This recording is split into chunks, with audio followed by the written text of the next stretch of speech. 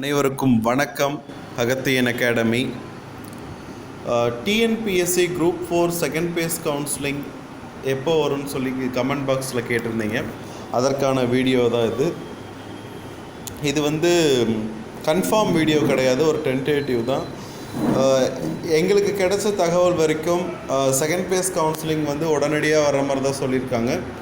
March last week, அப்படி இல்லைன்னா April last week, இந்த அப்பாயின்மெண்ட்ஸ், இந்த ரிலேட்டடான விஷயங்கள் எல்லாம் முடிஞ்ச பிறகு தான் யாரெல்லாம் வந்து ஜாயின் பண்ணலை, அதுக்கப்புறம் பார்த்திங்கன்னா இந்த வில்லிங் யாரெல்லாம் கொடுக்கல, இந்த மூணு மாதம் டைமிங் கொடுத்துருக்காங்க பார்த்திங்களா, அவங்கக்கிட்ட எல்லாருக்கிட்டேயும் ஒரு சர்வே எடுப்பாங்க. யாரெல்லாம் வரல, யாரெல்லாம் வந்து இதுக்கு முன்னாடி ஜாபில் போயிட்டு இந்த ஜாப் வேண்டான்னு சொல்லியிருக்காங்க, இந்த மாதிரியான சர்வேயெல்லாம் எடுத்து அதை கம்ப்ளீட் பண்ணிவிட்டு அதுக்கப்புறம் தான் அந்த வேக்கன்சிஸும் இந்த குரூப் ஃபேஸ் 1ல் ஜாயின் பண்ணாதவங்க வேக்கன்சிஸ் எல்லாம் ஆட் பண்ணிவிட்டு அதை பிரிப்பாங்க. அதை எப்படி பிரிப்பாங்கன்னு பார்த்தீங்கன்னா, செகண்ட் பேஸ், தேர்ட் பேஸ்ன்னு பிரிச்சுருவாங்க. அந்த வேக்கன்சிஸை கம்யூனல் வைஸ் கண்டிப்பாக பிரிக்க மாட்டாங்க, ஓவரால் ரேங்க் வைஸ் தான் கூப்பிடுவாங்க.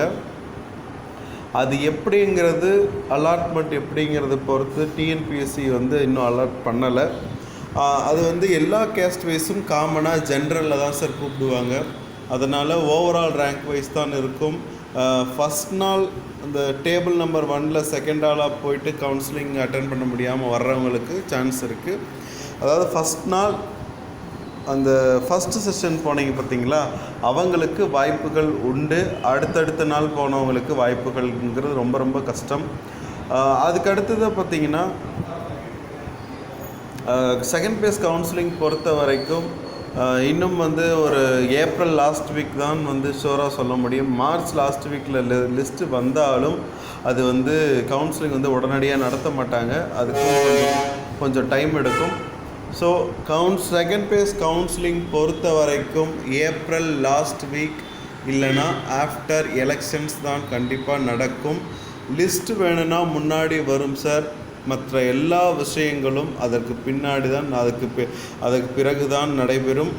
அதுக்கப்புறம் பார்த்திங்கன்னா, ஃபஸ்ட் பேஸ் கவுன்சிலிங் நடக்கும் பொழுது, அதாவது நான் சொல்கிறது, உங்களுக்கு வந்து வேக்கன்சி முடிஞ்சிருச்சு, நீங்கள் வந்து வர வேண்டான்னு மெசேஜ் வந்து நீங்கள் போகலன்னா பிரச்சனையே கிடையாது சார். மெசேஜ் வரலனாலும் வேக்கன்சி ஃபில் ஆகிடுச்சுன்னா நீங்கள் போகலனாலும் பிரச்சனை கிடையாது. சப்போஸ் வேக்கன்சி இருந்து உங்களை அவங்க கவுன்சிலிங் கூப்பிட்டுருந்து நீங்கள் போகலன்னா, ஆப்சண்ட் ஆகியிருந்தால், மறுபடியும் சொல்கிறேன், வேக்கன்சி இருந்து நீங்கள் கவுன்சிலிங்க்கு போகாமல் ஆப்சண்ட் ஆகியிருந்தால் உங்களை செகண்ட் பேஸ் கவுன்சிலிங்க்கு கன்சிடர் பண்ண மாட்டாங்க சார். இந்த மெசேஜ் வந்துடுச்சு, அதுக்கப்புறம் பார்த்திங்கன்னா இந்த வேக்கன்சி முடிஞ்சு அடுத்தடுத்த நாள் கவுன்சிலிங்கில் இருக்கீங்க பார்த்தீங்களா, அவங்களுக்கு எந்த ஒரு பிரச்சனையும் கிடையாது. வேக்கன்சி சீட் இருந்தும் கவுன்சிலிங்க்கு போகாமல் ஆப்சண்ட் ஆனவங்கள செகண்ட் பேஸ் கவுன்சிலிங்க்கு கன்சிடர் பண்ண மாட்டாங்க. ஸோ செகண்ட் பேஸ் கவுன்சிலிங் பற்றின முதல் கட்ட தகவல் இதுதான். ஸோ இது அடுத்தடுத்த தகவல் அப்டேட்ஸ் வந்து நாங்கள் வந்து அதுக்கான நியூஸ் வர்றப்போ உங்களுக்கு நாங்கள் கொடுக்குறோம். தொடர்ந்து இணைந்திருங்கள் அகத்தியனுடன். நன்றி, வணக்கம். அன்அகாடமியில் எங்களை ஃபாலோ பண்ண அதற்கான லிங்க் வந்து டிஸ்கிரிப்ஷன் பாக்ஸில் என்னோடய ப்ரொஃபைல் லிங்க் நான் கொடுத்துருக்கேன். ஃபாலோ பண்ணுங்கள், எங்களுடைய லெசன்ஸ் பாருங்கள். தேங்க்யூ.